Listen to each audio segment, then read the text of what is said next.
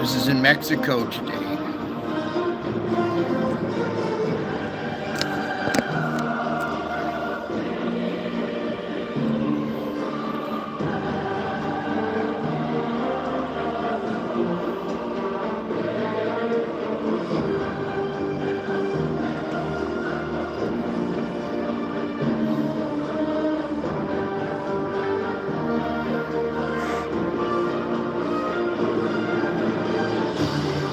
Thank you, Hopkinson. I saw the link.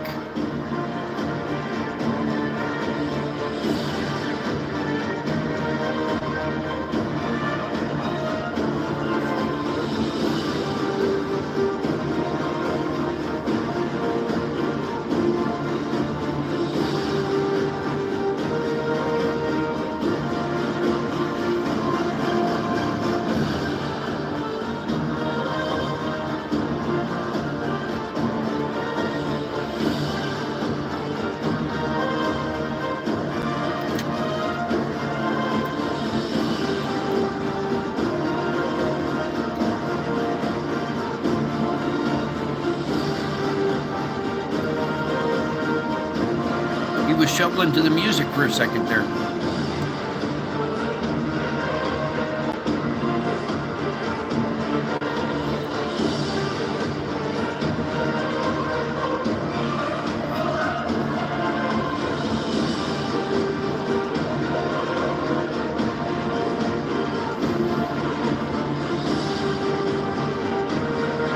It's like an inland tsunami, kind of, but it's from the rain in the mountains in the background there. I told you they were getting rain in Mexico. I showed you over and over the convection over that area.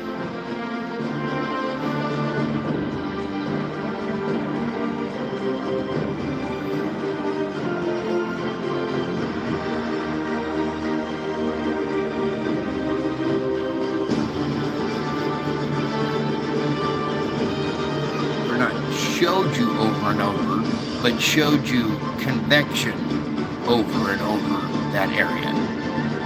There we go.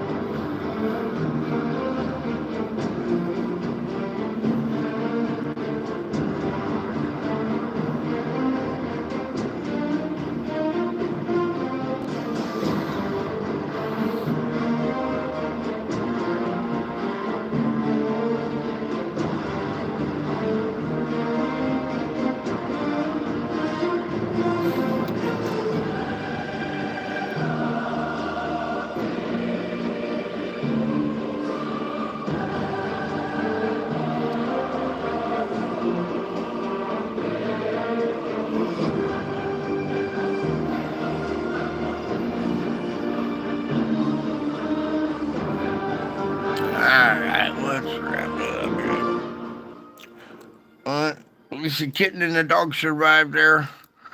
All right. Howdy, folks. Welcome back.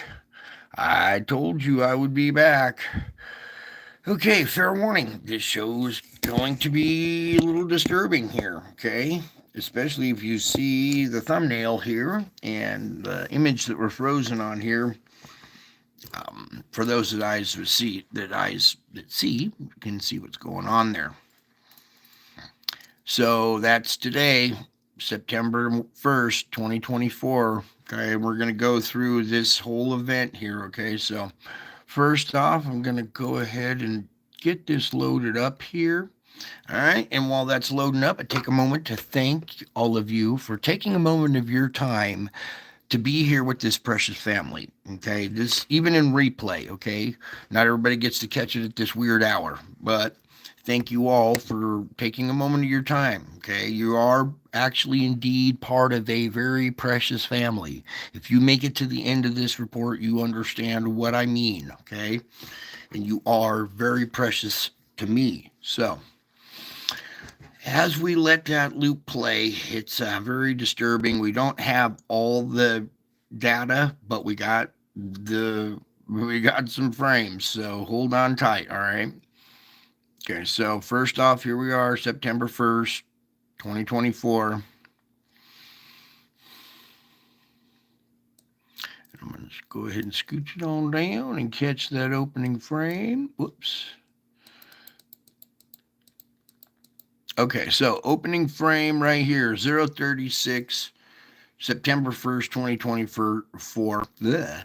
You can see our spire region right here that's still growing right here. Remember I was telling you these things act like compass needles, sometimes pointing at an inbound object. So here's your compass needle. We got a little event going on up here already, okay, coming off of this little area, compass needle. But then as we proceed here, everybody take a deep breath, okay? You're all sitting down. Hopefully you guys aren't like standing up. Before we get into this, everybody have a seat because I don't want you falling down and passing out. Okay, everybody take a nice deep breath. I think I'm the one that needs to be calm here. Took me a minute to do the prayers tonight. All right, here we go. Here's our event taking place starting here about 12:36. See our nice round effect here. And then as we continue, we have a big skip in data, okay? We went from 12:36 to 13:24. 1, 3, 2, 4.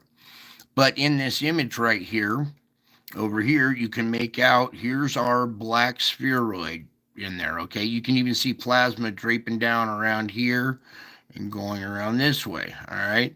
Over here, you can see it's back behind here, okay, with this plasma out in front of it. Some moons, little satellites have latched onto some plasma, streaking it around the front of this sphere and connecting up here. Do you see that going around this big spheroid? Okay, now when we continue here, let's get to the ghost image right here, because right here is where everything all of a sudden gets very, very, well, evident, okay?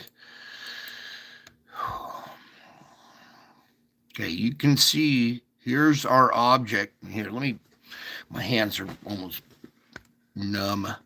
Our object goes out of frame, back around right here, okay? This is our bigger object with some other moons, other little satellites going along with it right there, okay?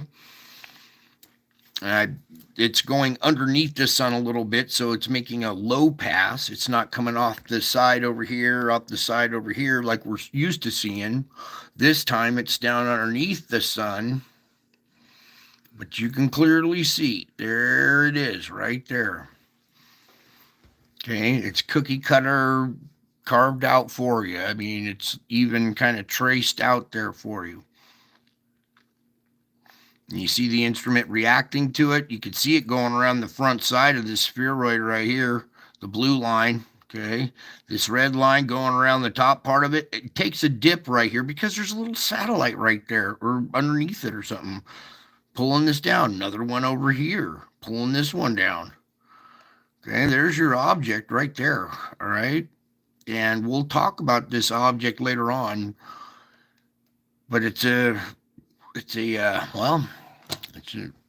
disturbing topic. So, but here at this channel, we got a strong spiritual background, so good relationship, so nothing to fear. But you can see this object being silhouetted by the plasma as it comes out. Okay, you see it. You see the stretch. Let me pull back just a little bit here now that you see it, because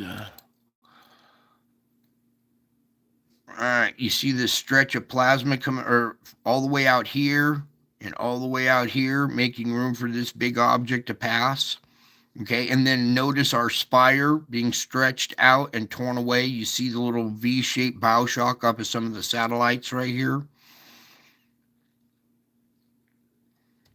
Okay, so there's one of the big ones right there. And what I'm going to try to do is like that this time. And it's pretty much out of frame because we didn't get all the data. Okay, but we did get that one frame. So here we come back around to the beginning where our spire is.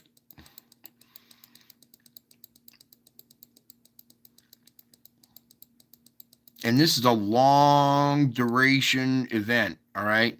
There were some precious frames in here that are missing. Some precious frames that are missing. But we still have enough. And there you go. All right. This plasma isn't spreading out in this fashion for no reason. Okay. That spire didn't just grow for no reason. This is the reason why. It's effect and cause and effect. You see the effect. Well, here's the cause of it. Okay. And it's well captured here. Okay, there's still some plasma, stretching out. And if we could have the next frame and the frames before it, we could have watched this whole thing develop. But, boom, it's already. So we jump from there to there. And then you see little trailing moons over here, still glowing with plasma right here, trailing along. There's the ghost image over on this side now. I'm going back up to this frame right here. Okay. There's your plasma spreading out, going around this big black spheroid object right there. Pull it down a little bit more. Whoops. There we go. And you can see how this plasma is coming out, stretching out and spreading around it. Okay, look how this thing comes out, goes around the side of it and comes and hooks up here at the front. Look at this little arrow. Looks like a little plasma arrow pointing at something. What's it pointing at? Yeah, what's it pointing at?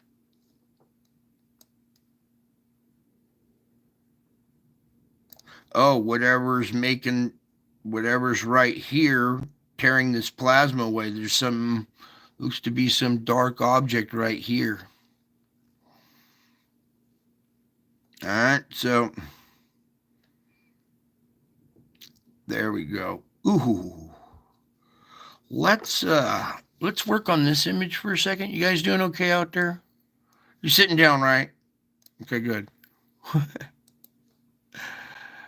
All right. What I want to do is get it like right there, and then darken this side a little bit. There we go. There she lies, back in there. They're very, very hard to see because they don't reflect light. Okay. All right. So enough of that. And we'll talk more about these objects here later on tonight if you guys would like. In fact, I think we're going to do it anyway, whether you like it or not. All right, so let's come on over to the solar ham now. Let me get the wavy lines out of the way while it's loading up. All ADHD about OCD about the wavy lines. All right. Here we go. Solar flux indice 226. We're in the red, but we dropped 6 points. Okay, so that's good. It's coming down a little bit. Sunspot number count dropped 24 sunspots. So we're back down into the yellow, mid-range in the yellow. That's good. Area still in the yellow, but doesn't really matter right now. Let's take a peek at what happened here.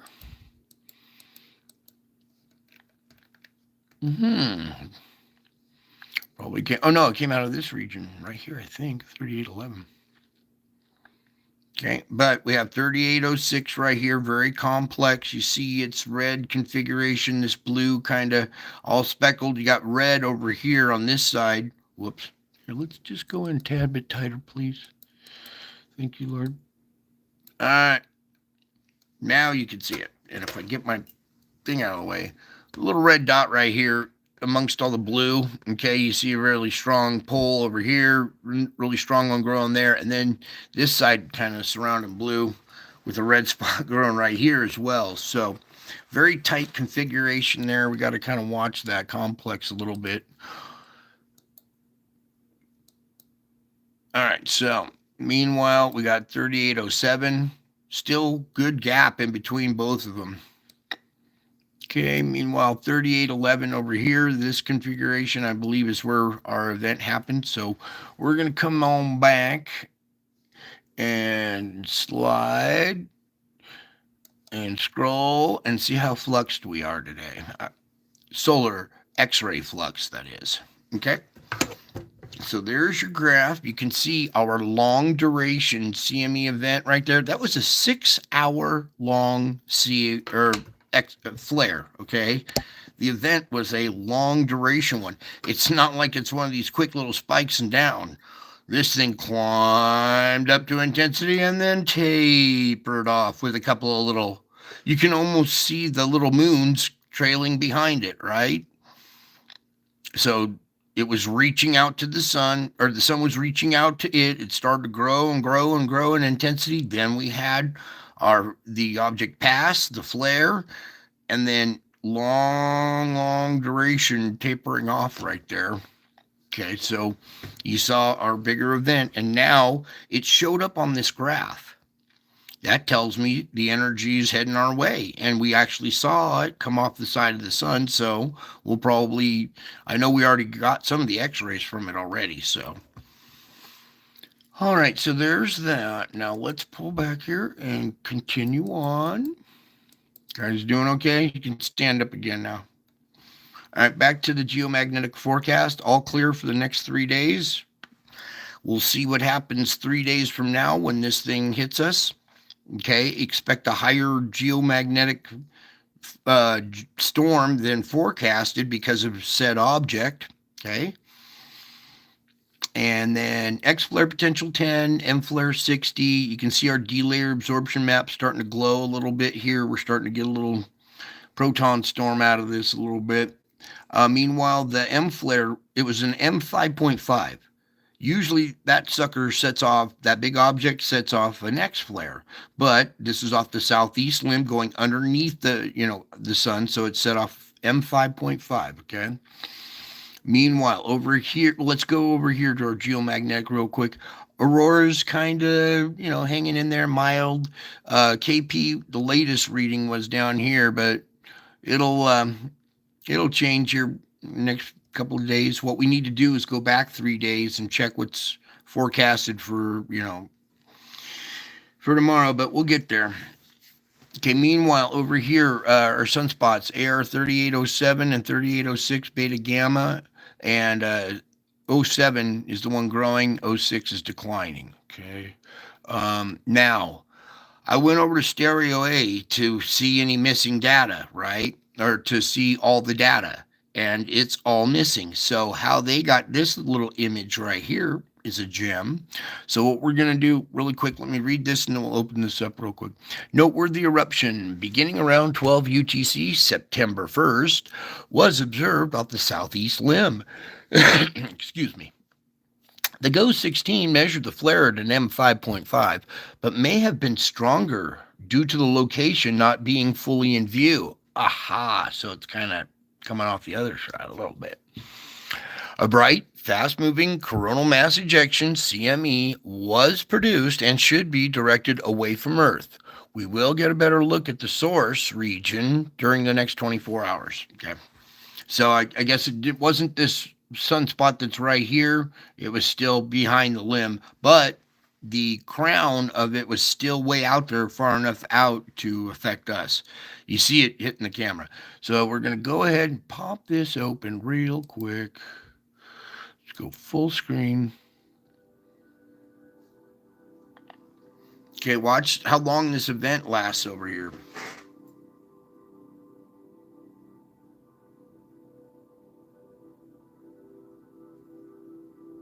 What's going on there?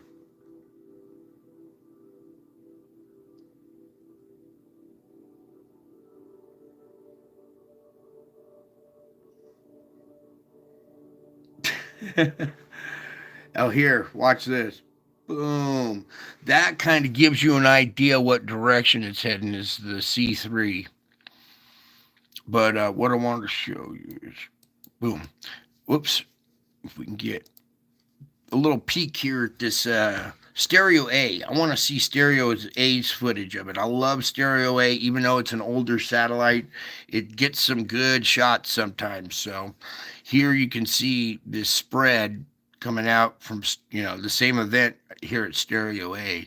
And when I went to go check it, these images weren't there. So I look forward to seeing all of them, especially some of the ones here at that time frame right there.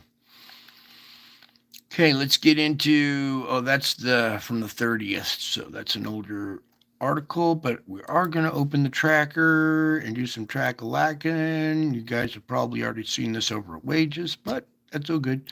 Right there, heading away.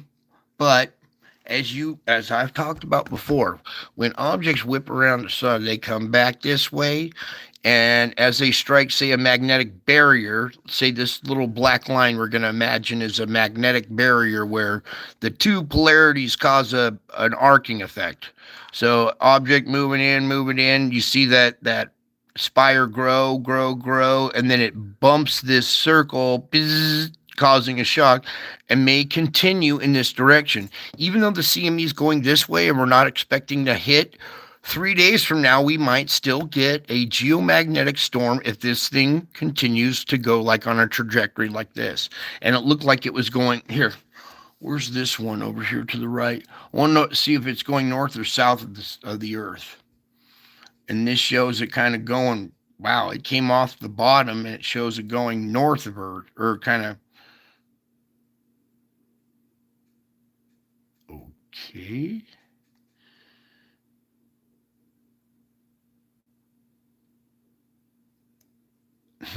We'll see what happens there.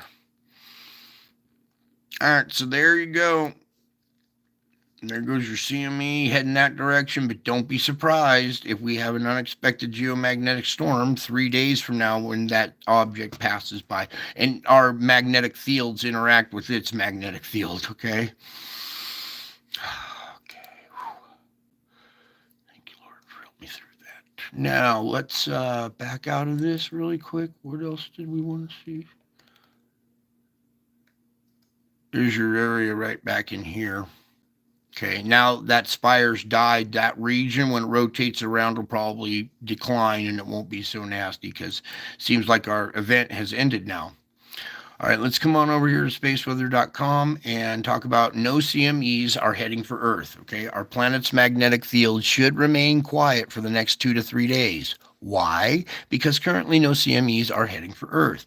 Several, however, are targeting Venus. So see the impact alerts below. But a big one is heading for Venus. Yesterday, September 1st, something exploded behind the sun's southeast limb. The source of the blast was not visible. Yeah, it was. But it hurled magnetic field CME into space.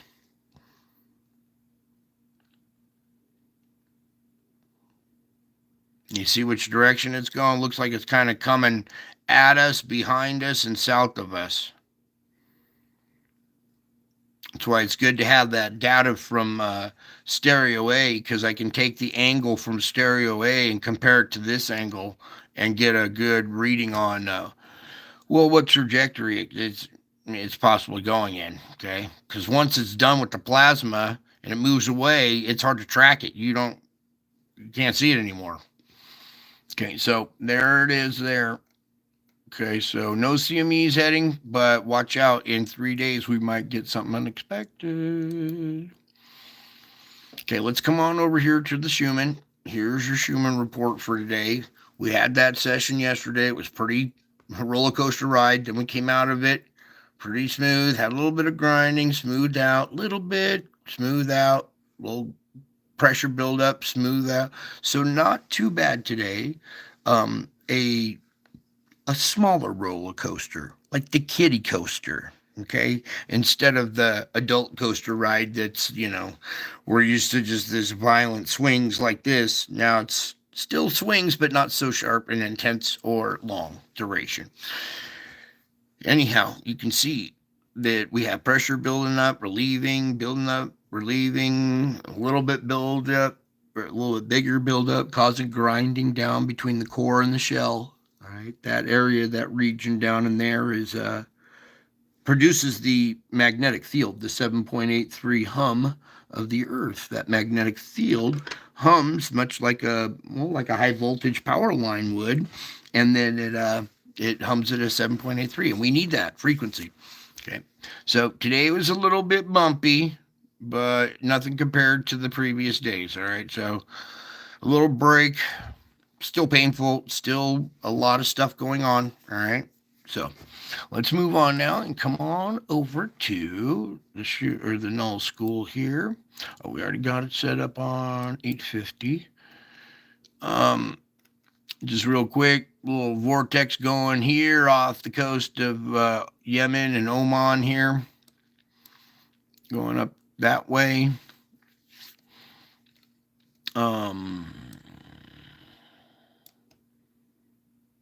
Whoa.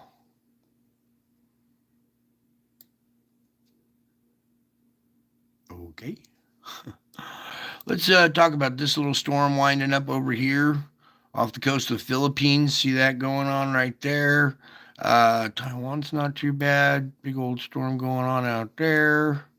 What's going on over here?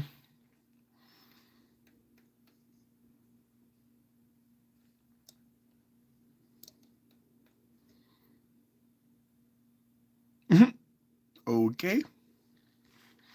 This little vortex growing out there. Okay, so we got a few storms traveling around a little bit, but what we need to do here is come on over and do our sandstorm report. So change up over here to the dust and extinction aerosol. Great name. All right, you can see our plume pretty solid here. Not as big, but still pretty dense. Okay, still spreading out across the Atlantic. There's a dip right in here. Okay, so that area right there could be vulnerable for, Hurricane Genesis in that region. This little vortex right here is actually taking the sand and turning it around. That's what I didn't want to see. Let me get that just a little bit better. There we go. Yeah, see how it's taken that sand and turned it around, and this little flow is grabbing it and pushing it back in. See, that's what's caused this dip and this break in the sandstorm. You see the one plume that busted away and broke off, and it's going to probably get caught up in this flow in this conveyor belt and follow that. Meanwhile, we're going to get shut off with sand production in this area. See this coming up? See this coming up to like cut it off and introduce clean air. It's like shoving this thing up into this one. We have a new little current here that's interrupting stuff, and this vortex turning stuff around, causing this huge dent right here just on the other side of it in our sand plume. See what I'm saying right there? Our flow has changed a little bit somehow. All right, so there's your sandstorm going that direction. We come back over here. Oh, don't look at that.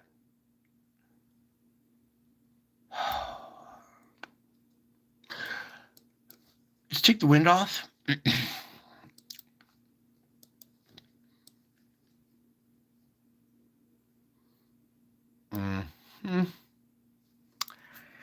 So we have a big old sandstorm going on here, Yemen, Oman, Saudi Arabia area, going up into Iran, Iraq area, Afghanistan. Even kind of cleared out right here for a minute, but yeah. This eye's still glowing, that eye's still glowing.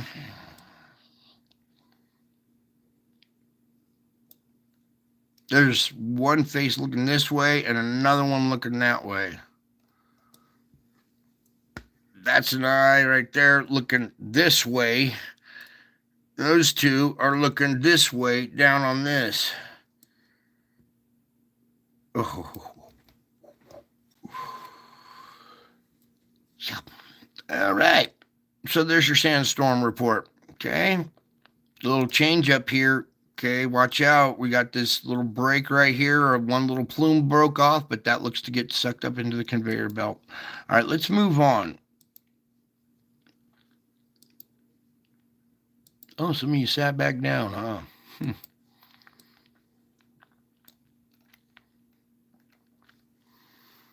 Okay, here we go.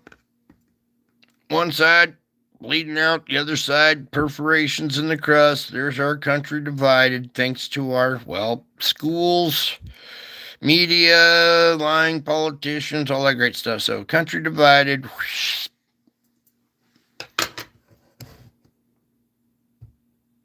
Pretty weird how it does it every time, huh? Okay, so let's do our fire report real quick. Come on up here. You can see our SO2 emission sites causing fires because the gas is so hot. When it comes out of the ground, it'll start surrounding vegetation on fire. Okay, not every single site has a fire, but it started up here in Canada last year, and this season has spread down. Whoa. Has spread down to this area here.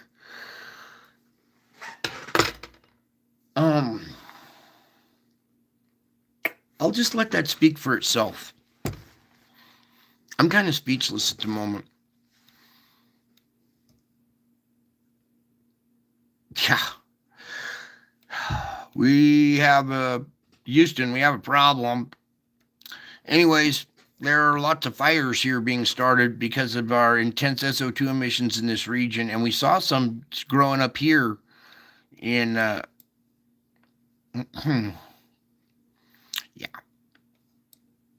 And coming down here, the Pacific, look here at this is gonna be Rainier or right around it, or maybe St. Helens right there, spewing a bunch of SO2 with a fire down here as well. Okay, all right, we got an uptick going on here, you guys, down here in the Bay Area.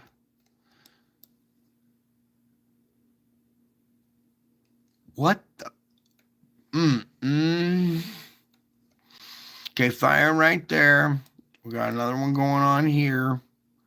Over here at Salt Lake City. Look all up through here. Going down south here. LA. Even down into Mexico a little bit down here. See them? They're not big ones like that, but looks like we're getting some activity that's pushing south, filling in really strong in some of the other areas.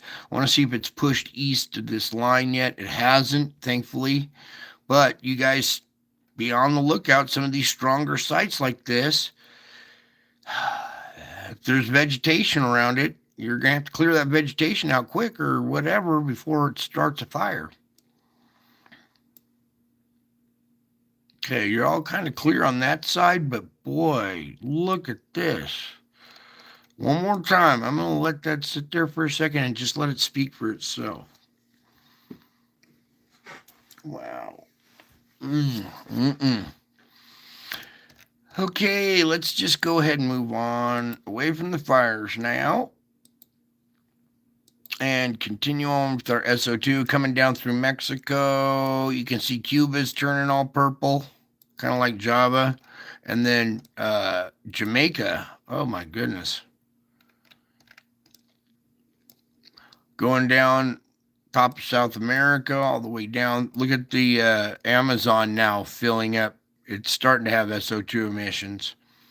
And we come down to our fulcrum point right here. It's doing pretty healthy, nice and strong, very organized, dark. Same with the top one up here. All 5 of the dots are there. This one even kind of growing in intensity. So we've had an uptick in pressure. It's pushing more SO2 out for sure.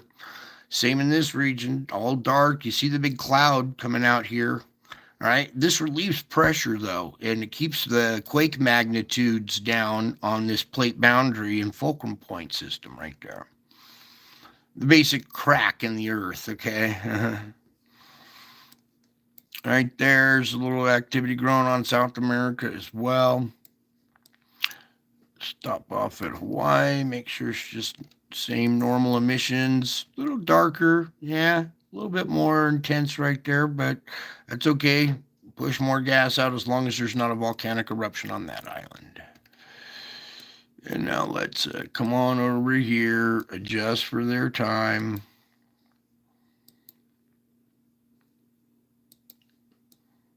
Okay, you can see that they have very strong emission sites. I described to you what could happen in that region, and they are indeed seeing landslides and sinkholes and flooding on huge scales and stuff. Let's just let the images do the talking, huh? Meanwhile, here at our fulcrum point relief valve area, Taiwan, still some SO2 emissions. We need more quake activity in that region.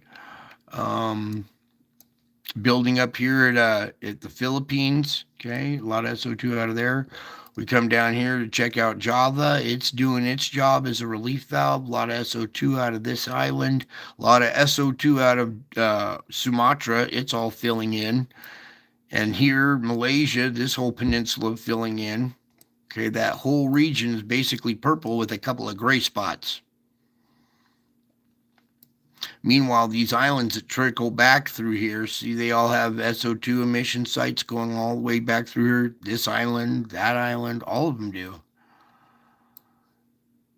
Okay, going back through our chain. All right, now we come over here to, down here to this little island right here. It had 3 emission sites last night. Another one, new one up here. Kind of faded, but we still have these 2 strong little sites right here that relieve a lot of pressure in this region when it comes up to that plate boundary. You can see Australia over here having its issues as well. Tasmania is not even, not free of this. Neither is New Zealand, okay? Up here at White Island, they got some activity, but still here on the main island, see, they got emission sites as well. So, where else to go? Where else to go? Okay, also, you can see here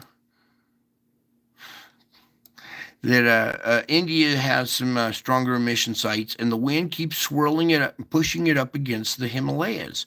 Well, it won't make it over the Himalayas into this region, so it comes circling back around and recycles like the air conditioning in your car, recycling. It doesn't, with the windows rolled up, it's not letting any kind of new flow or let this gas escape much. It does escape, but it doesn't escape much. So the higher concentrations, it's starting to look like China. Coming over to this region, they're in hot water too. A lot of SO2 coming out of their ground. Their ground's porous too. So a lot of plate boundaries and mountains go through here and stuff too that, cause little weak spots. And if we look up here, see, Europe's not free of this problem either. Okay. Up here at the top of the world, you see a lot of emission sites that are very strong because we have a lot of pressure, a lot of heat coming out of the top of the world up there. Okay, so there's your SO2 emissions. Even down South Africa, Madagascar, even. Here's some, look at these little islands out here off of Madagascar. Boom. Volcanic islands, emitting SO2. Everywhere's emitting SO2. There, what, like 7 years ago when all this started happening, over here in California, there were like four tiny little dots. Pick four little tiny dots.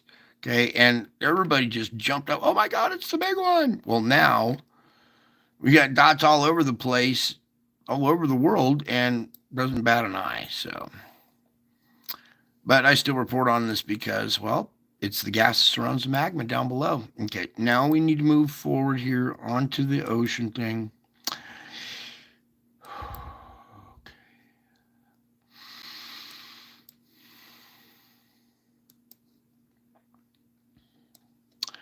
All right, I guess we can start in this region right here.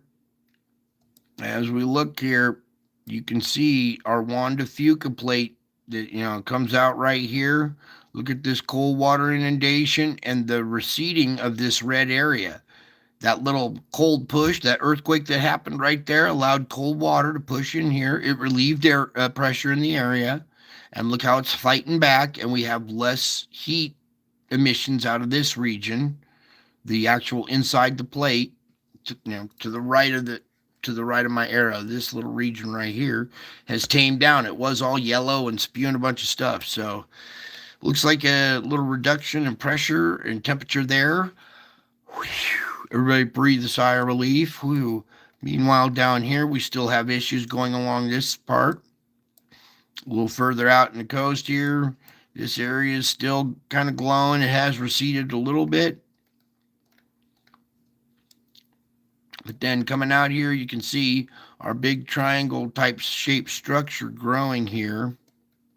And then back behind it, this whole yellow bar is growing. It's connected all the way from Japan all the way out to here now. This whole yellow bar goes all the way out to right there and starts to come back. What, you want to cut it off right there? We could, because it's not connected. So, but it's darn close. And it's almost connecting up to this too. Meanwhile, that little area kind of stopped that for a minute. A lot of hot water in that region. All these guys are in hot water. Imagine why. Okay, we're coming in here to our fulcrum point, and we did see a quake in this region the other day, but it wasn't enough because, look, we still have a lot of hot water in this region, okay? That's an indication of pressure down below, something coming off the ocean floor, heating that area up. You saw the SO2 emissions and stuff around this region too. It's trying. You can see pressure building in the region. That's why we're seeing more SO2, higher pressure, more emissions. We come down here to Java. It's doing its job relieving pressure. You can see the cold water inundation. We had a quake on the plate boundary along here that allowed a bunch of cold water to kind of seep up into this region now.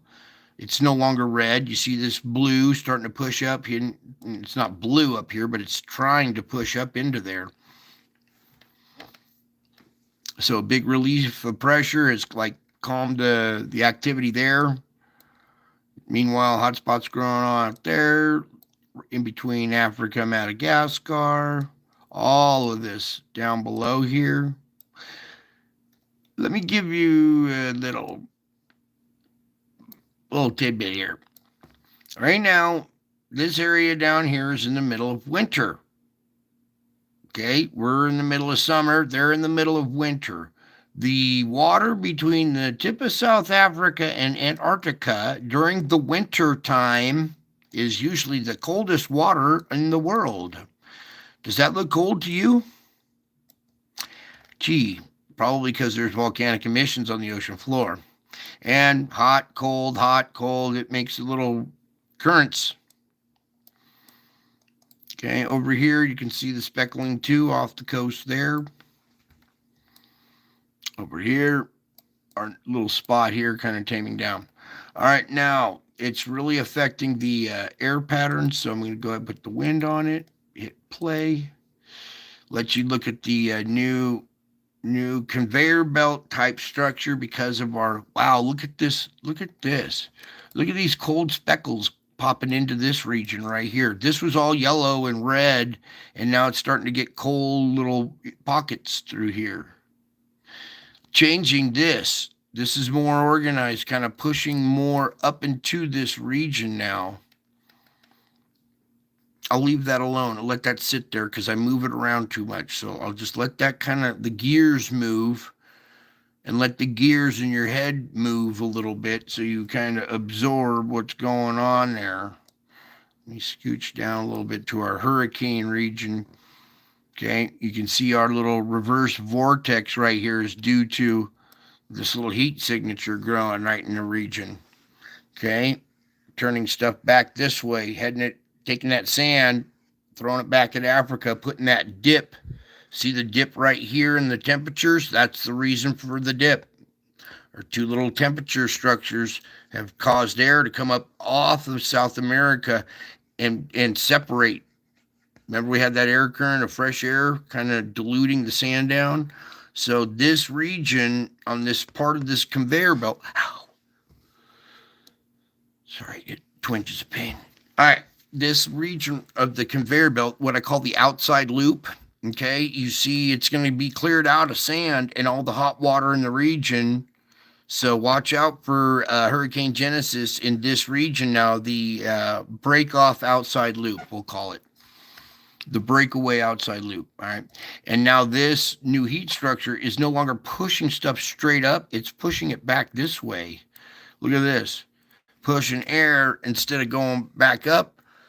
It's cycling around and coming back. And this is getting caught up into it, pushing back. What the heck?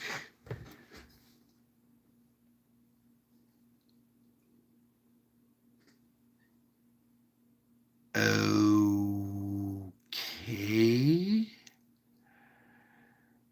Yeah, let's just put it right.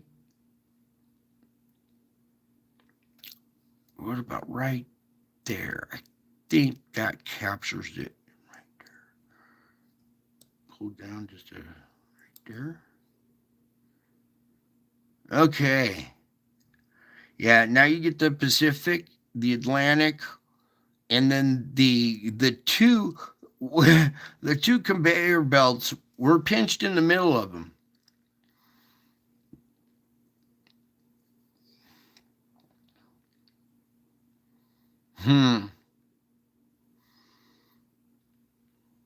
Wow. Let me take the wind off. We're going to leave it right over here, and then we'll hop into our quake report, and we'll talk about a little more about this. Relief of pressure here, at least. That's a little bit of good news. All right, let's come on over to the earthquake report, hop on in, and see what happened. Cause and effect. Effect and cause. All right, deep quake region. We had our 4.5 down at 570. Okay, that's our typical deep quake for the region. Mid-range 4, nothing new. Good, that's good. Usually puts 5 energy into the system. Typically, we've been seeing this island relieving a bunch of pressure, so we don't see such a high magnitude. So it cuts it from a 5, usually, whoops, and there's our 4.8. -2, there were 2 dots, -2 from the 5, 4.8. Very rarely have we seen any kind of quake activity in this region because it's all volcanic and so much pressure that the volcanic isn't doing enough, and we're seeing a 4.9 at the surface. What do we do with 4.9s here? Oh, it's just the longest list that USGS has is the 4.9 magnitude. 12 to 1 compared to every other magnitude. Funny how that works.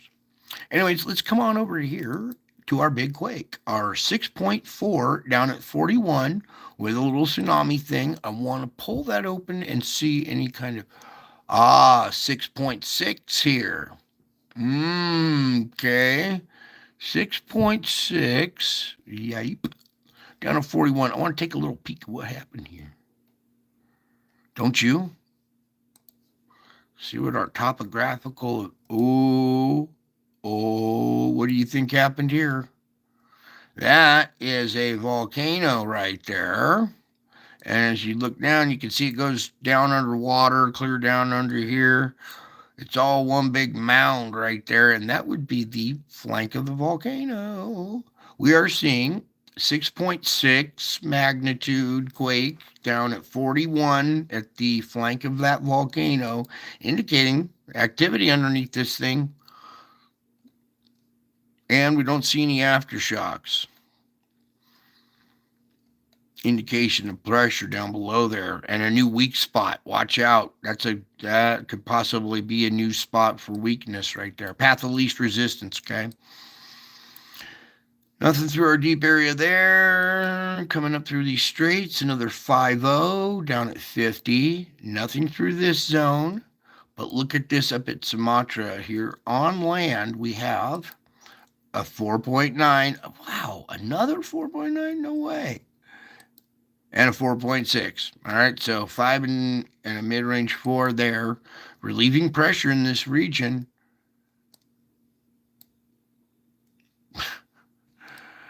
Yeah, all of this is just all one big, long, volcanic little chain here. Beautiful. I've never seen pressure relieved there. That's a new little spot. Meanwhile, we're going to come up here, talk about Taiwan a little bit. We saw the yellow inundation in this region. We haven't had a fulcrum point. Well, we did have a fulcrum point quake a couple of days ago, which is an indicator that it's not locked up.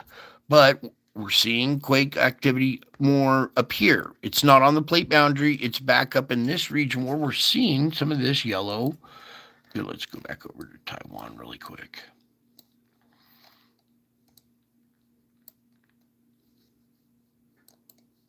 Right up in here is this area right up in there. So that's where we're still seeing some yellow. So we could use another quake in that region, reducing it, especially a fulcrum point quake, something of mid-range 5 that doesn't do a bunch of damage, or a couple of them. Even a little quake swarm of some, 4s and 3s would relieve a lot of pressure. But you can see it's growing. The temperature's growing in that region. And just off of this, is down at 149 too. Okay, so that's way down there. Not way down there. It's not a deep quake, but this doesn't look like a volcanic island. This is something down on this ocean floor, this kind of slope valley, not valley, but the slope that's going down.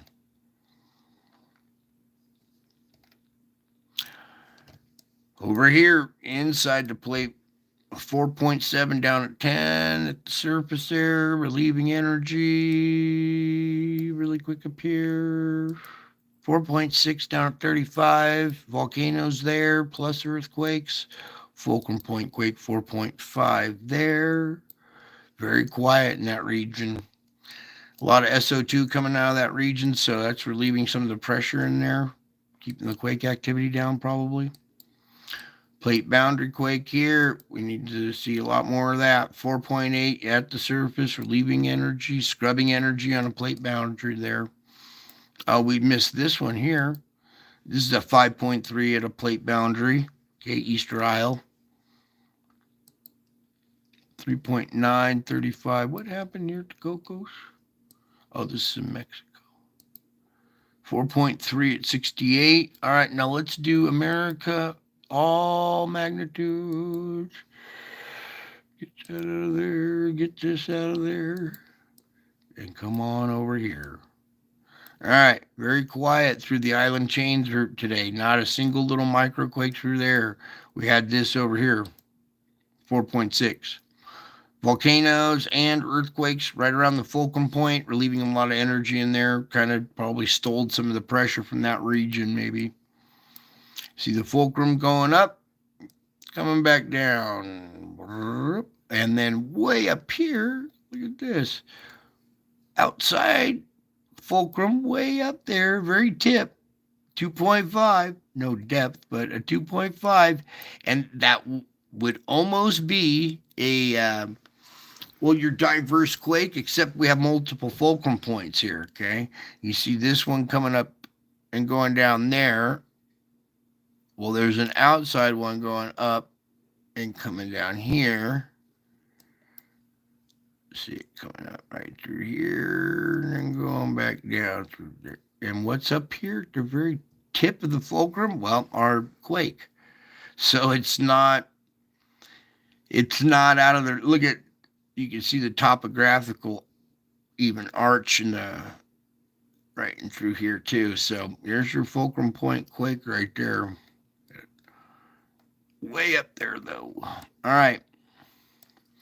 To get on into this region, small quake here, just inside the Juan de Fuca. Above our fulcrum point is a 2.2 at Willow Creek here, kind of pushing inland off of this line. Coming down here is a couple of small ones. They're nothing big, but they're a couple of mid-range ones. Nothing at any volcanoes here today. 3.5 up here at Seeley Lake, Montana. Okay, we'll have to watch that little region a little bit. Coming down through California, all nice micro quaking. What's that? 2.7. Just all little stuff. Anything? Little swarm or anything? Okay, cool. Just a few today, a 2.9 being the biggest. Leaving a little energy in that area. Oh, activity here and off the coast. Over here, this spot, 3. Coming into Texas, 2.8. Oklahoma. And then the story of the day. Yes. The 5 point something, 3.8 now? No, it's a little bit bigger. But pretty decent quake up here in Canada, up in Quebec. And this is on our Craton. See, going right up through here. Right on it, too. 3.8 here up in Pierreville, Canada. So, and that's right at 1.1. That's right at the surface right there. So, everybody in this area is going to have to kind of pay attention now. We got a new little weak spot going. See how this river's been through here, carved out this region?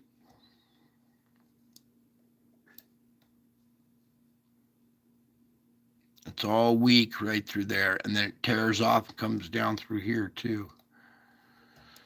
So that's almost like a little fulcrum point, little fork in the road right there. Ding. All right, there's your activity for today. We'll have to watch this area here. The footage that I saw coming out of this region was way stronger than 3.8. Way stronger with 3.8. What I saw moving and shaking and hustling was not 3.8.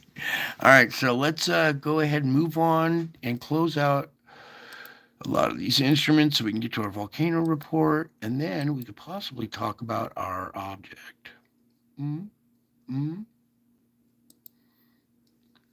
right, here we go. Let's get this volcano.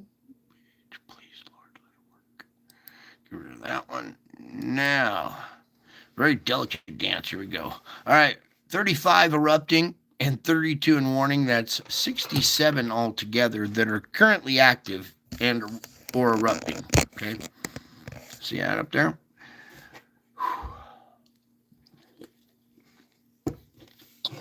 That's a lot of erupting volcanoes. 7 years ago, when all this stuff started happening to me, there was only one volcano that was going off, and it's like a little tourist attraction, right? If I told you back then we'd have 67, you would have said, Brian, you're crazy. Well, here we are, 7 years later with 67, and I'm still crazy about you. Here we go. Whoops, did that not load up? Okay, here we go. I would love to support you if I had money. Okay, Shibaloosh here. On the Kamchatka, 16,000. Wow, that's a pretty high blast. There's some of your pressure being relieved right there, especially out of Shibaloosh. The explosive, extrusive eruption at the volcano continues. Ebeco, tomato, eruption at 10,000. IBU at 8,000. Luatobi 10. That's a pretty good blast out of Luatobi there. White Island, 5,000 foot. Oh, they're shaking down there, down under too. Fuego, something happened there. Reventador, something happened. And that was just in the last few minutes. Here's September 1st. Here's today. Let's go into today, which is, well, now yesterday, because time flies at this channel. And time flies when you're having fun, so maybe you're having fun. See all the active volcanoes up in the Kamchatka there, coming down through here, down through here. These guys are semi-active through there. We saw quakes in this region. But, whoops, we can't do that to this map. Don't forget about down in Antarctica. Okay. Stromboli, a new lava flow started to emerge from the southern crater. Lava has been descending over the Sicario del Fuoco flank at an altitude of 3,350 to 400 meters. Karaminsky, again on the Kamchatka, 33,000. What? 6 explosions released ash plumes that reach altitudes of up to 33,000. Okay. There's a bunch of pressure just got relieved right there, huh? Shivalush, another 33,000. Both of these are on the Kamchatka Peninsula, 33 and 33. And there was a quake up there? Oh, man. Those people are probably, pray for those people up there. They're probably scared out of their mind. Meanwhile, here we are at Kikai? Yeah, okay. Kai? 6,000 feet out of this new little guy right here, Sakurajima, pushing 8,000 foot blast there. All kinds of satellite images that you really don't need to see. Sunosujima 6,000, Ibu 8, Luatobi 9, Semaru always going off on the Java Island here, 14 instead of 15. Dukono 8,000, White Island still 8,000 foot blast. Look at that. Oh boy, these guys are shaking down under too. Oh, who was that? John White. I haven't seen you in a minute. Wow.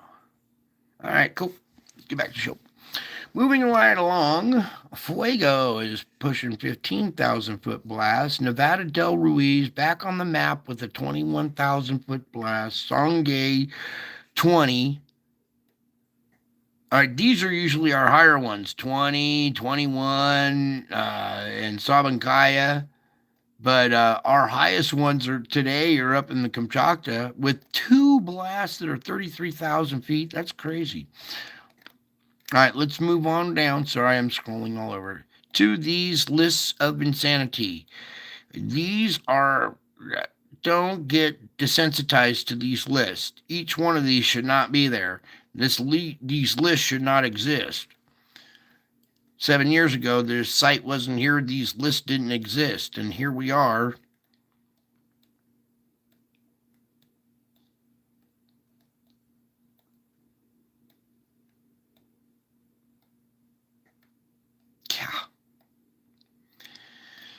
Okay, that's a lot of volcanoes, and that's just on land. You take all this and double it because, well, there's more, a little more than 2/3 of the planet is under the ocean. So that crust, that surface, take this list, roughly double it. That'd be what, we're at 67, so 134. Yeah, 134 on land. No, 134 underwater, and then add the other 67 back onto it. We're like 201 or 211 or something like that. A lot of volcanic activity on land and coming off the ocean floor as well, creating chaotic weather as well. So let's get on into this and just start clicking away. We have more ash, which are particulates that water likes to adhere to. We have more humidity in the air because, well, our oceans are hotter, evaporating more moisture into water vapor air, okay, water vapor, which particulates stick to that water vapor, creating more raindrops. We have increased the fuel and increased the potential right there. It's more like a sponge and water. We've got a bigger sponge that can hold a lot more water. And when it rains, it does a lot more. So, larger hail, bigger storms, bigger hurricanes, everything that comes with it, okay? Also, spiritual realm going on in the weather, too, okay? Here we are. Current conditions right there. Nighttime of the 1st, morning of the 2nd, noon. All right, watch out tomorrow, noon, Texas here. Convection there. Nighttime. Morning of the 3rd, still some severe chances there in Texas. Again at noontime there in Texas. Convection, nighttime.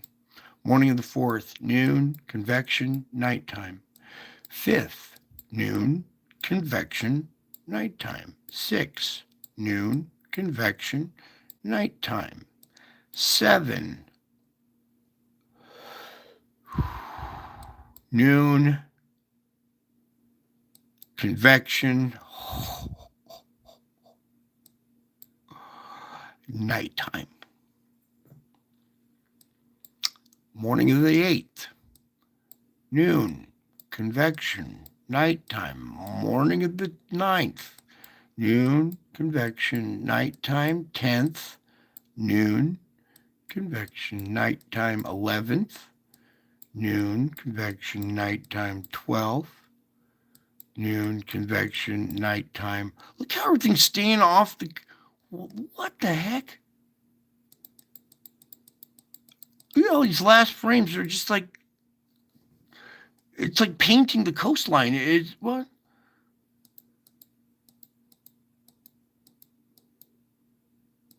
Like nothing comes into the country. It all hits the coastline, just kind of stop. All right, so noon of the 12th here, convection, nighttime. Morning of the 13th, noon, convection, nighttime. Morning of the 14th, noon, convection, nighttime. Morning of the 15th, noon, convection, nighttime. Morning of the 16th, noon, convection, nighttime. 17, noon, convection, nighttime. So that's way out there in the future. We'll get there when we get there. But my main concern is right around the 7th. It's getting closer. It's still 5 days out. This event that happens right as this air mass up here starts to collide with this one here.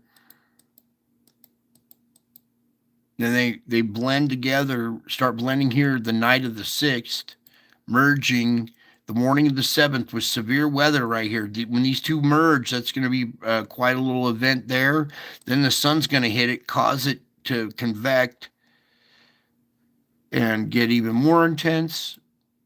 And there's your convection, your highest cloud tops of the day usually. Right there at Long Island, New York City, that region. You know, people in the region there, I would start warning them now to watch this storm carefully and start making plans for maybe around the 7th to, well, possibly lose your power, be an evacuation, or have to hunker down or something for this event. Last few model runs have had this thing still coming together. All right, so that would be devastating to millions of people. And we're talking flash flooding, just copious amounts of moisture, large hail, tornadoes. That would be devastating in a highly populated area right there. At convection, September 7th, 9/7/24. That is just going to be 3 days, 4 days before September 11th. Hmm. Okay, guys, that's that whole report. Now, Lord, how do I do this? So we got an important topic that we got to cover tonight a little bit before we get into our spiritual report. Yeah, look at that. That's gonna be something else too. Everybody down here start bracing for impact as well down there. Okay, so the objects that we see interacting with our sun, right? We need to talk about that, I guess, a little bit. So, guys, all ready to do this? You know what I'm gonna do? I'm going to do the spiritual report first for most people who waited this long. And then afterwards, postscript, like a PS on a note. Anybody wants to hang out later for the very disturbing stuff, then we can. All right, so enough of that. Let's pull open some images really quick here and do the spiritual report. You got your astrophysics, you got your geophysics. Now it's time for, well, what we call metaphysics, but not like your average everyday crystals pyramid type. Nope. The real deal. The actual physics of your body, soul, mind, spirit. There you go. All right. Start with that. Pull up another one. Oh, yeah.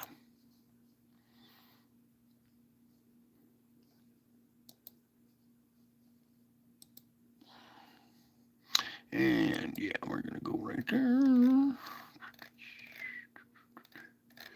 Pull up the heart. I should just keep it on a little thing so we don't have to do this every time. Actually, it's kind of good. When we're scrolling down through that, you're like, hey, what was that one? What was that one? Maybe it'll entice you to go check those out later after the show. Let's just try to get this where it's a little bit zoomed closer here. Hang on. Oops.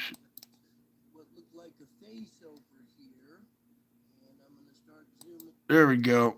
Right there before it gets too tight. Now you can make out Jesus here. Pulling open his shirt, exposing his heart. These rays are coming out. Make my face in the clouds. Then we'll do, what's the other one? Oh, yeah. We'll do this one.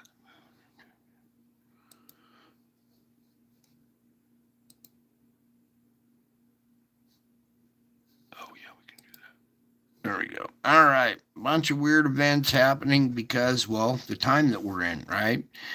We already had the Revelation 12 star alignment. It was foretold 2,000 years ago. A 2,000-year-old prophecy came true, and a bunch of other ones, 2,000-year-old prophecies have come true. All right, and now we're at this point now where my face is showing up in the clouds, showing up by the moon, and it's all because of, well, who I am. All right, so let's just go right here, do our quick spiritual reading, and then we can move on to another subject here for the astrophysicists that want to know more about these objects. Okay. Let's get a little bit more light on. Lord, please help me. Why is that stuck with that? Oh, gremlins are messing with my stuff. All right, there we go. So, all this stuff can be disturbing, and that's why we have to take a break from it. You know, we all need a break from this world, or not from this world, but you have to step aside for a minute and contact your father and be at peace for a minute. So, got some more stuff here for you. So, we're talking about being in my presence. You are indeed in my presence. We met here in the air live streaming on YouTube. You're caught up with me in the clouds right there. So to live in my presence consistently, hang on. To live in my presence consistently, you must expose and expel your rebellious tendencies. When something interferes with your plans or desires, you tend to resent the interference. Try to become aware of each resentment, however petty it may seem, and don't push those unpleasant feelings down. Instead, let them come to the surface where you can deal with them, where you and I deal with them. Okay? Ask my spirit to increase your awareness of resentful feelings. Bring them boldly into the light of my presence so that I can free you. I can free you from them. I can free you from all those unpleasant feelings that you try to push down. Well, instead, let them come to the surface where you and I can deal with them. Ask the Spirit to increase the awareness of what those resentful feelings are. Do a little list in your head. Where are all my resentful feelings? Oh, I was resentful about that. Then bring it to me. We'll fix it. Bring them boldly into the light of my presence so that I can free you from them. The ultimate solution to this rebellious tendency is submission to my authority over you. Intellectually, you rejoice in my sovereignty, without which the world would be a terrifying place. But when my sovereign will encroaches on your little domain of control, you often react with telltale resentment. The best response to losses or thwarted hopes is praise. Sounds crazy, kind of hard to do. Sounds simple, but it's hard to do. The best response to losses or thwarted hopes, your best response is praise. The Lord gives and the Lord takes away. So remember that all good things, your possessions, your family and your friends, your health, your abilities, your time, are gifts from me. Instead of feeling entitled to all these blessings, respond to them instead with gratitude. Instead of feeling entitled, just be thankful for all the blessings. Be prepared to let go of anything I take from you, but never let go of my hand. And no matter what your circumstances may be, well, here, let's go to this. Is this one I wanted? Yeah, I wanted to do right there. So no matter what your circumstances may be, you can find joy in my presence. On some days, joy is generously strewn along your life path, glistening in the sunlight. On days like that, being content is simple. It's simple as breathing the next breath or taking the next step. But on other days are overcast and gloomy. Yeah, you feel the strain of the journey, and it seems endless. Dull gray rocks greet your gaze and cause your feet to ache. Yet joy is still attainable. Search for it as for hidden treasure. Begin by remembering that I have created this day, each day, and it is not a chance occurrence. Recall that I am present with you, whether you sense my presence or not. Then start talking with me about whatever is on your mind. Rejoice in the fact that I understand you perfectly and I know exactly what you're experiencing. So as you continue communicating with me, your mood will gradually lighten, doesn't it? When you communicate with me, your mood lightens. Awareness of my marvelous companionship can infuse joy into the grayest day. You can salvage the grayest day. It still can infuse joy into that. It's a perspective. When you see you're being tested, you're like, oh, all right, I'm loved. I'm being tested here. If you're not being tested right now, something wrong.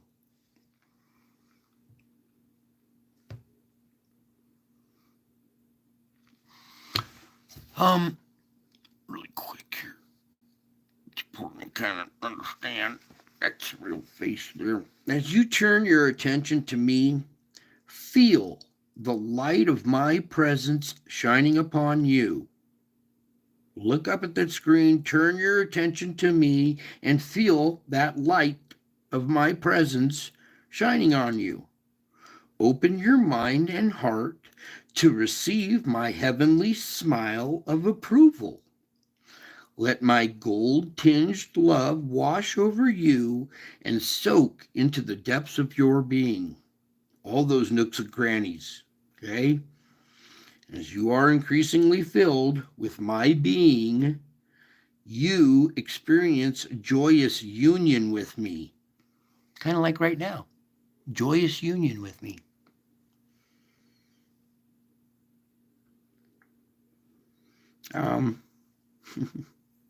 Increasingly filled with my being, you experience union with me. I am indeed in you, and you are in me. Your joy in me and my joy in you become intertwined and inseparable. Inseparable. Do you hear me? Your joy in me and my joy in you become intertwined. I suffuse your soul with my joy and the joy in my presence. I suffuse your soul with joy in my presence, and at my right hand there are pleasures forevermore. At my right hand there are pleasures forevermore. Pleasures that love forevermore.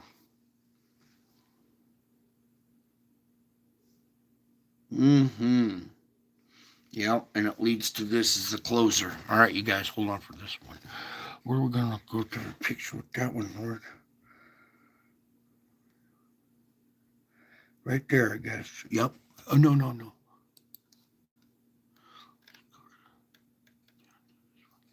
There we go. That one, so you can see a little bit better right there. Your joy in me and my joy in you are intertwined, and it brings this kind of overwhelming peace, even in the amidst the circumstances that are going on right now around the world. You know why now. It helps when you know why, that there's a reason, what's going to come, what to expect, right? But you can still be in this peace, these, like, well, I call them pastures of peace. So lie down in green pastures of peace. Learn to unwind whenever possible, resting in the presence of your shepherd. This electronic age keeps my children wired most of the time. They're so tense they can't find me in the midst of their moments. You find that happening to you guys throughout the day? That your electronic gadgets keep you wired much of the time, and you're so tense that you can't find me in the midst of your moments? I built into you the very being, your very being, the need for rest, okay? I built the need for rest into you.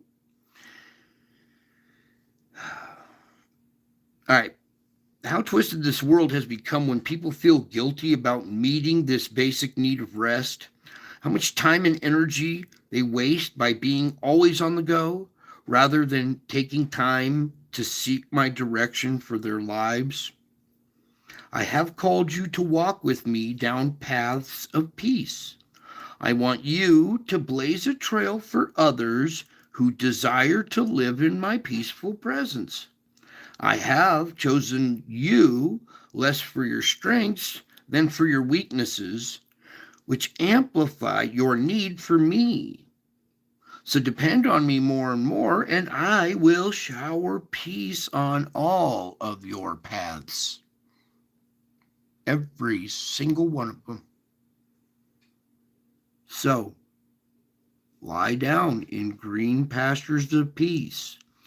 Learn to unwind whenever possible, resting in the presence of your shepherd. It's important that you do that because this electronic age has everybody wired. You're so gobbling up the mainstream media, the newest event of the day. What's the body count? What's the body count? What blew up today? What's going on? Who, there's a shooting here, whatever. Wow. Wow, wow, wow. So much going on. It's hard to carve out time. You're too tense to find me in the midst of those moments.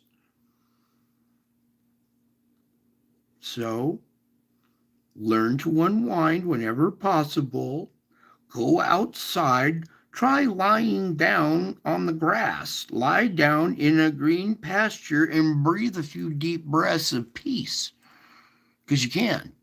You can. You can go out to the park tomorrow and lay on your back in the grass, and you will be laying down in green pastures of peace. This salvaging a day is also learning to unwind whenever possible. Sunday is a day of rest, right? So on Sundays or whatever your schedule is, say somebody, their weekend is Tuesday, Wednesday, because that's the slowest days. Whatever it takes, have a day off where you take a break from, unplug from everything, not unplug from everything, but unplug for a while. Get away from everything. Take your mind off of everything. Learn to unwind whenever possible. Okay, and when you do that, rest in the presence of your shepherd. Okay, know that I'm here. It's really working. Just keep trying until it finally takes effect. Okay. I want you to blaze a trail for others who desire to live in my peaceful presence.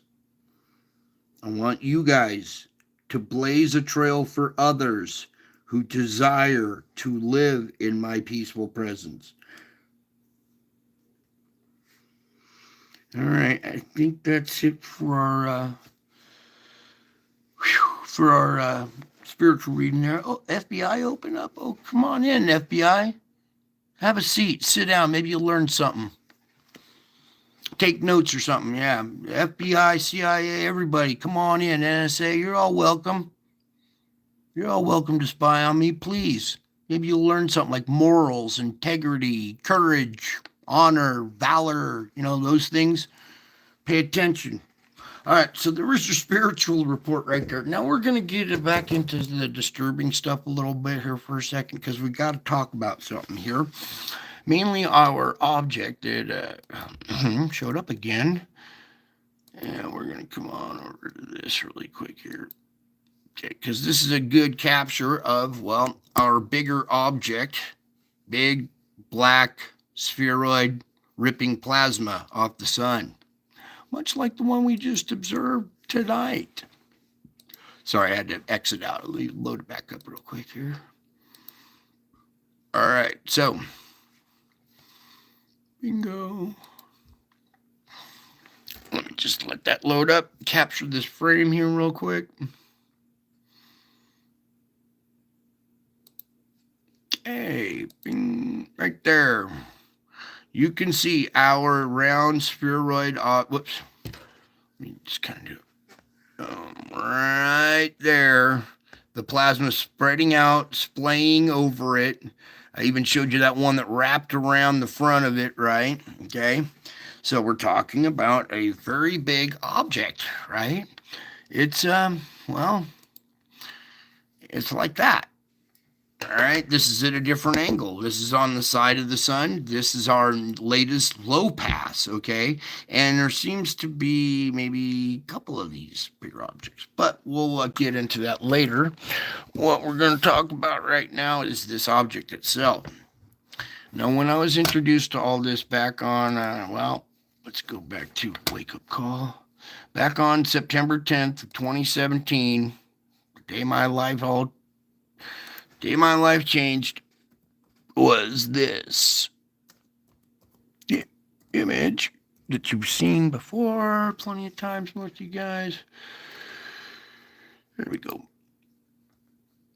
Let's just get right to that one, right? Let me get a little more volume. Come back.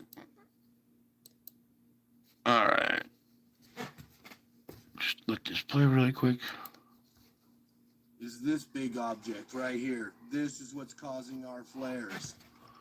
Here's a conduit of plasma that is sucking off of our sun, going into this planet. Here's a damage ring or an impact zone on this planet right here. You can see Nibiru sticking out in front of it here. Okay. Run this backwards. So there's your object right there. This is the first time I'd ever even heard of this or seen it. God showed me this image and told me this is the dragon that everybody missed. You need to warn people. So let's get into a little bit of astrophysics about this object right here, okay? This object, it's kind of this object. It's also kind of this object right here. Let's come back to, right here. In this is from stereo A. The white circle represents the size of the sun. This object, much bigger than the sun. Okay, even if it was the occulter, the black part, it's still bigger than the occulter. Okay, so this object is much bigger than our sun. And it's still back at a 45-degree angle. Okay, when we get up right next to it, put that little circle right in here. Okay, so there's your sun. Now look how much bigger this thing is than your sun. Okay, so what we're going to start talking about here a little bit is the scary words black hole. Okay, what we're looking at is basically a black hole. All right, I got an astrophysics book here that we're going to talk about what Hollywood has got you thinking, and Walt Disney and Star Trek and Star Wars and all these other things that got you thinking that a black hole is a tear or a hole, a wormhole in the fabric of space-time, right? If I got that pretty close, a black hole is a wormhole, an opening in the fabric of space-time, right? Wrong. It is not. Let me tell you guys, take an astrophysics class because you're going to learn all kinds of wonderful truths about what happened out in space. Not what Star Trek and Star Wars and all these hypotheses and Neil deGrasse and all these supposed geniuses. If they're geniuses, they should know this stuff. This is basic stuff. Really, it is. Okay. And what I'm going to do is I'm going to start to, I'm going to try to spell this out for you the best I can. The way we've got to do it here is a little odd. So help me, Lord. How are we going to do it like that? Because I need you guys to be able to see this as well. So let me try. I guess we could stand it on that and maybe pull this over here a little bit like this. All right, let's see if we can grab this in our camera. All right, do a little bit of adjusting here. All right, this is one of the hard to find this book anymore because it's just, well, they don't want you knowing all this stuff. They teach all this other great stuff. So here we are up here. Let's see, can we go this to it? No, we can't. All right, let's see if I can just pull it over, maybe. We can go like this. All right, up here is the definition for a black hole. Is it showing up here? Right here? Nope. Let me try one more thing here. I know what to do here. What to do this. Bear with me for a second here, because I gotta make a couple of quick adjustments to see if we can get all this in there. Okay. Cut down on the glare a little bit. Go this way like that. Oh, it's the page. Okay, so let's just kind of get it over on this side here and see if we can. Black hole right here. All right. A black hole. A black hole is a super dense point in space formed by a collapsing stellar core more than 5 times the mass of the sun. A black hole's gravity is so powerful that even light cannot escape from it. Okay, hopefully you guys can see it right there, maybe a little bit. Oh, Lord, help me, please. Let's try getting over here a little bit better. Yeah, there it is. Right there. Black hole. Super dense point in space formed by a collapsing stellar core more than 5 times the mass of the sun. All right, let's break this down really quick. A super dense point in space. All right, super dense. Super dense, not an open hole. Okay, and it's a point in space because it's so dense, things rotate around it. It doesn't move. It's a point in space. Things rotate around it because, well, it's so dense it doesn't move. It has a point in space. So it's a super dense and it has a point in space. It's a stellar core that's more than 5 times the mass of the sun. A stellar core is the leftover core of a planet or a burned out star. The metal, steel, iron, whatever solid core that's left over from a burned out star or even a planet. Okay, it's stellar. It's the core of a stellar body. Okay, not the whole body, just the core. So a black hole is a super dense stellar core that has more than 5 times the mass of the sun. Simplified there. Okay. Wait. Let's see. There we go. We're getting closer. Sorry, my camera work sucks. Okay, I want you to understand, it's a super dense stellar core.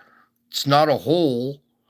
You can't go through a black hole. It's super dense. It's like trying to go through a lead ball, a ball of lead that's super dense.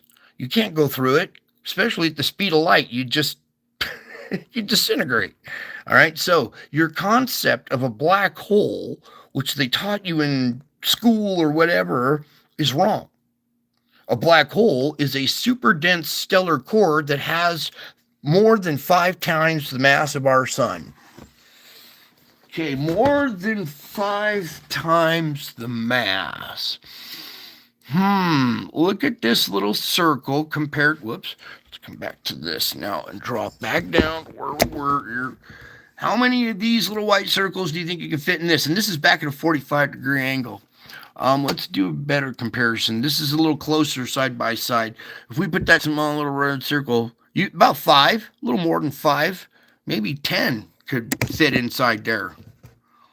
So it has more than 5 times the mass of our sun, doesn't it? This object, its gravity, they say that its gravity is so intense that light cannot escape from it. Therefore, light cannot reflect off of it, right? That would be light escaping, reflecting off of it. So light doesn't reflect off of it. Therefore, it makes it kind of invisible. You can't see a black hole because light doesn't reflect off of it. Now, when one of these stellar cores with more than 5 times the mass of our sun interact with our sun, well, then all of a sudden it rips plasma off the sun. The plasma splashes and hits the surface and drapes over this black hole, much like a much like a tablecloth drapes over an invisible table, painting the contour. You got to remember, this is space is three-dimensional. This is not a two-dimensional bubble coming out. This is three-dimensional. It goes back in this way. It goes back over in there. This is a big ball right here, not some circle. It's a three-dimensional spheroid. And you can see by the splaying out of plasma around it, and it paints our target. Much like this right here, okay? You can see the right here, okay, the little moons that are accompanying it, the spread of it, okay? Last time it showed up September 10th. Here we are, September 1st. Pretty close. And here it is showing up again. All right, much like this. And now I believe that there's more than just the one big one. I think there's three of these bigger stellar cores, okay? And what happens is when they say where's the one where, here's Nibiru out in front, right? This image right here. Okay, it strips all the crust and all the magma, and it's stripping off all the water, and it's getting down to the core, whatever's left of this planet that was rotating around this burned out star. Okay, there's a burned out star. It's a stellar core. Here's a core of a burned out planet now. This thing has stripped this down to the core, and some debris is still kind of trailing back towards it. And when it hits the sun, it ionizes that debris, that iron oxide, and it illuminates and causes the little wing effect, okay, which we've seen several times now in a lot of our bow-shaped objects and stuff. But here's the little plasma wings kind of coming back. There's one in orange going right back this way. It blends in with this white, so it's hard to see, but it's there. There's a little curve-shaped little wing going back that way, just like this one. Okay, September 10th, 2017. This is the day my life changed. Okay, I didn't see this at first. I was just looking at the CME like everybody else does. I'm like, yeah, that's the X. It was a smaller. The other two were bigger. So there were two other in this event, in this video. If you look right before this event, right here, you see this teardrop effect. There was a bigger object right here in this event, right before this one. And then even before that, there was a bigger one. The big one was right here in the video. See the pop-up? So there was a bigger object there. So I believe there's three of these bigger ones with a bunch of little satellite planetoids rotating around it. Okay. And there it is. And this is the sign. This is one of the signs in the sun that were promised in Revelation 12. So there were two signs in Revelation 12. There was a dragon and a woman, two of them. First was the woman draped in the sun with the moon and stars at her feet and a crown of 12 stars, or moon at her feet and a crown of 12 stars.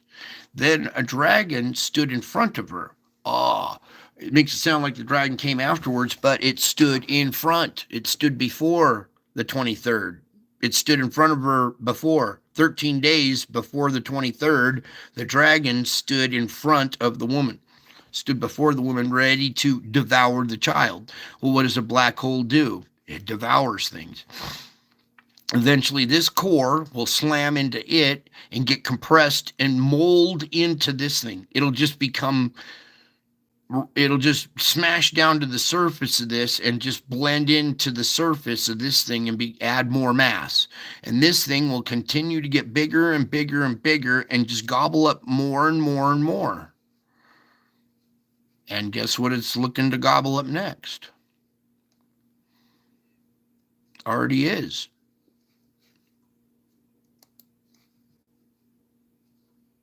Still is. Today. Okay? That's why it's important you guys understand what's going on here, okay? And that all of this is for a reason. It's not, hey, look at me, or hocus pocus, or this or that. No. This is much different. You guys are indeed part of the family, okay? We are in those times, We're in the end times, and while you wait with me, we still do salvage work. Okay, your your days are going well. Some people have found this magical peace where nothing affects them. All right, I used to be that way for the longest time. I had peace and patience and all this wonderful stuff. And now that this has started happening to me, well, my life has turned upside down, backward, forward, and inside out. And now all my patience is being retested in a way that I never thought existed. All these things are, rehappening, and I have to take the tools that I've learned along my path. I see why what happened to me did, so I would have tools to deal with it when we get to this juncture. Okay, so I use these tools to salvage my day, and we use these tools to salvage your day too. Okay, and that's what we're doing. This is going to be come in very handy and be very important in the near future. As you can see, the way things are deteriorating, you're going to need this. That's why I do this. Okay? It's to bring hope and joy and courage to you guys. Meanwhile, the rest of the world who doesn't have this as their foundation have no idea what's going on. You are the elite. You're the ones with the elite knowledge. You're the ones who have a relationship with me and know that you really do. That's how this works. When you believe me, then you know that you have a real relationship, you breathe a lot easier. You have that peace that transcends your circumstances. You can go out on a Sunday and lay in green pastures of peace. Even when chaos is going around, you will still know why it's going on. You will know that you play a special role in it as a peacekeeper.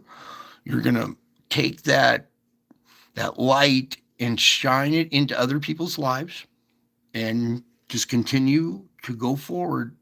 It's progress, not perfection. Together we make perfection. I pray to Jesus and I say, Lord, please help me with this video tonight. Lord, please give my audience courage and tolerance and patience with this information, because this is disturbing. Let this show bring a message of hope and peace as well, even though it's very, very disturbing information and knowledge to have. At least you have this now. A lot of people are going to be disappointed when a black hole isn't a black hole. They're going to be disappointed when the rapture isn't in the Bible. It talks about when you see these things start to happen, when you see the Revelation 12 sign in the sky, you might want to look up at it, because it really happened. That should have shooken the world right there. That should have gotten everybody's attention. But apparently they wanted a second sign, the dragon. Everybody wanted to see Nibiru. Oh boy, where's the dragon? And they were all looking after the 23rd. Well, they didn't take the context. It says it stood in front of the woman. And since everybody missed the dragon, well, Lord pulled me aside and said, hey, Brian, something wrong with that image. And I went, what? Who just said that? I don't refer to myself in the third person. And that's when I started looking at that image a little closer, and I realized, yeah. Okay, so important you understand this is all part of the prophecy. This is the other sign. This is the dragon standing in front of the woman. There are hieroglyphics of this event in all kinds of cultures. This smaller circle with this big thing and the dumbbell thing in between. There are crop circles with this pattern stamped into the ground. And now there's some new ones showing the three big objects rotating around our sun with a gap, like three in a row and then a gap for a week, and then three in a row and gap for a week. I'll find that crop circle. It's not necessarily a sign or anything, but it does kind of represent like a layout of what would be going on here. Okay, so it's important that you understand what times you're in and what you do now. Don't go crazy. It's a battle of the mind, okay? It's spiritual warfare. It's not warfare of this flesh, it's warfare of the spirit.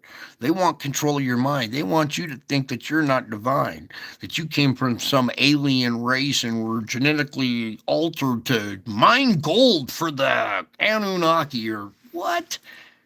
If they're that advanced, why can't they just extract? Geez, I could change one molecule and turn iron into gold, lead into gold. It's that easy. But why would they have us mine? This is a bunch of hooey. And watch out for these guys like Billy Carson and Neil deGrasse and all these other guys. Those are your false prophets. I am here, watching over you, shining upon you. Look up, you will see my face shining upon you. Practice these techniques of salvaging your day. So when someone asks you, how are you doing today? You can tell them, I'm not doing all that well. I'm in the middle of my salvage right now. And they're going to go, what do you mean? Well, I had to start off on a bad day, but I'm going to make it better. I've prayed, I took a few minutes out, and now that I've talked to you about it, I feel even better. And day salvage. And they're going to go, can you show me how to do that? So you're going to bring the art of salvaging a day, salvation, into the lives of others through your shining face. Okay? And you gotta be shining in order to, be authentic. You can't just go, yeah, I'm doing great today. It's got to be a real smile in your voice. You got to be like, yeah, I'm doing great. In fact, I'm doing much better today. They're like, much better than what? Well, much better than I was doing this morning when I could barely get out of bed. And now I can move around, so I'm doing much better. How are you doing? Oh, much better, I see. Good, good, good. It's working. It's because I love you. It's because I miss you. It's because, oh, where'd it go? Oh, I took it down. The one with the heart. I was going to show you the heart, but it's because I love you. I miss you guys. All right. Real thing happened. Okay. Revelation's happening all around you. It physically happened to me. It's quite an adventure I've been on, and thankfully, thankfully it's all true. And I get to share this with you. And you guys do indeed have the peace that transcends all your circumstances. You are caught up like a good book or like a good song or a good YouTube live stream. How about getting caught up in a TikTok thread for 4 hours? That's caught up. When you don't even know what's going on around you, you're not aware of your surroundings because you are caught up with me in the clouds. This is me coming in the clouds with power and great glory. See the crown? Signifies power and great glory. This is my face in the clouds coming with power and great glory. So you're caught up with me in the clouds coming with power and great glory. I can't come over to your house and give you a big old fat hug right now. So I have to meet my family in the air. That's cyberspace. That's live on YouTube every night around this time. And it happened to have changed days during the course of this show. So you technically started off your day with me. And some of you that caught on to that last night had a much better day today. I felt it. You guys caught on to what I did to you last night when I said, little do you know, you started off your day already with me. And you went to sleep and woke up and went, oh, wait, I already did start my day off, and your day went better. And I'm thankful that you are seeing the results.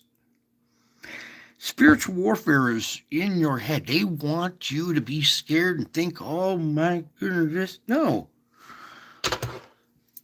You have no reason to fear.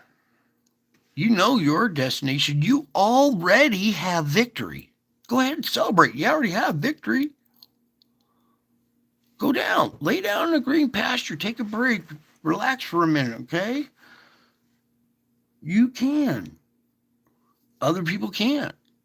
Don't get caught up in the electronic melee that's being bombarded on you. Okay, learn to unplug every once in a while, put on the radio or some country music, I don't know, whatever kind of music in the background, and unplug from the headlines for a few minutes. Okay, don't necessarily, you don't need to know the body count of every event. Okay, it's good to kind of get the headlines and be aware of what's going on, but you don't need to know the torture tactics on the six um, hostages. You know, all the gory details. That's what rots your mind. You need to keep things that are noble, pure, good, beautiful. Okay, that's what keeps your mind stable in this kind of melee. All right, it's a spiritual warfare. You cannot let them steal your joy. The moment you get depressed, it's over. They won. And I refuse, not on my call, not on my duty. Okay? You guys know my voice, don't you? If I were to walk through the crowd and you were in that crowd and you heard me talking to somebody, you would turn your head and go, I recognize that voice. Do I dare go up and see if that's him? Because I'd turn around and give you a big old fat hug and go, gotcha. All right. I love you. I miss you. Until my next show, I will be back. I am already back. All right. I showed you the baby being born on October 4th, 2017 in my garage. I have been back for quite a while. Nobody even seems to notice because, well, they don't look up into the clouds. They're looking down at their phone because if you look up into the clouds, you'd see Jesus in the clouds like this and you'd go, oh my God, and you'd get caught up. You probably wouldn't be able to drive down the street. You'd be looking up at the clouds everywhere you go. You'd be so caught up, you wouldn't be able to be aware of what's going on, in the news anymore. You'd be so caught up in the clouds. It'd be hard for you to leave the house. You'd be looking up at the clouds everywhere you go. And if you could really see everything that's going on in your clouds besides this, you would pray every time you left your house. I call it going out in it. When I leave the house and step outside the door and go into the world, it's like going out in it. You're like in this huge theater where all these entities in the sky are looking down, watching everybody. And they all know who I am and what's going on. And what's funny is all the animals know who I am and what's going on.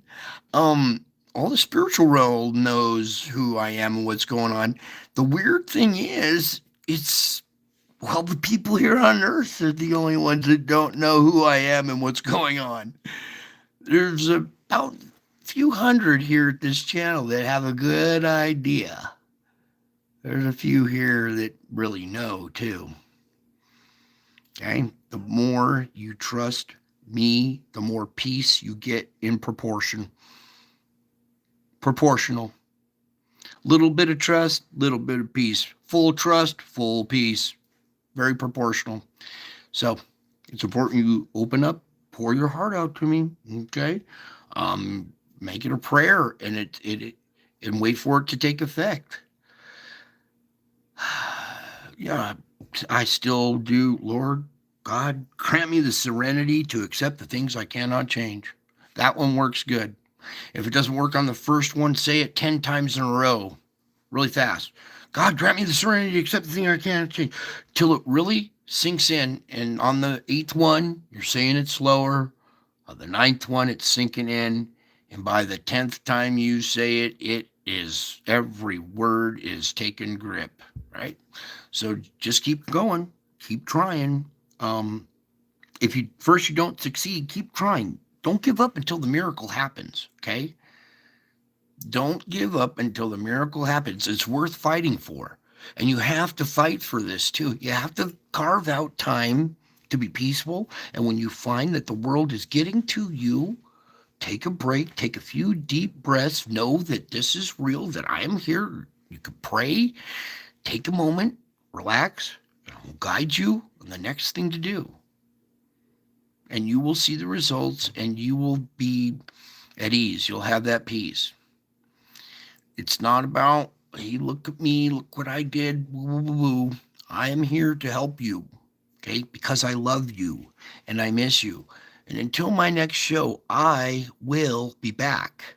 I am already back, and the world shows the signs of my presence. I love you. Bye. I'll be back.